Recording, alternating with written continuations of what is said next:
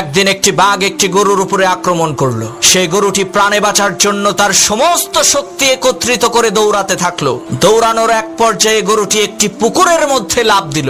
ঘটনাক্রমে সেই পুকুরের মধ্যে কোনো পানি ছিল না, শুধু ছিল কাদা। এদিকে গরুর পেছন পেছন বাঘটিও সেই পুকুরের মধ্যে ঝাঁপ দিল। এতে করে গরু এবং বাঘ দুইজনেই পুকুরের কাদার মধ্যে গলা পর্যন্ত আটকে গেল। তখন বাঘ রাগান্বিত কণ্ঠে গরুকে বলে উঠলো, ওই হারামজাদা, তুই আর লাভ দেওয়ার জায়গা পাইলি না? তুই ডাঙ্গায় থাকলে তোকে না হয় একটু মজা করে খাইতাম, কিন্তু এখন তো তুইও মরবি, আমাকেও মারবি। তখন গরু বলল, বাঘ ভাই, তোমার কি কোনো মালিক আছে নাকি? তখন বাঘ বলল, আরে আহাম্মক, আমি হচ্ছি বনের রাজা, আমার মালিক হবে কে? তখন গরু বলল, বাঘ ভাই শোনো, তোমার মালিক না থাকলেও আমার কিন্তু মালিক আছে। সন্ধ্যাবেলায় আমার মালিক আমাকে এখান থেকে উদ্ধার করে নিয়ে যাবে, আর লোকজন জড়ো করে আনন্দ উল্লাস করতে করতে তোমাকে পিটিয়ে মারবে। মনে রাখবা মুসলমান, তোমারও কোনো ভয় নাই, তোমারও একজন মালিক আছে।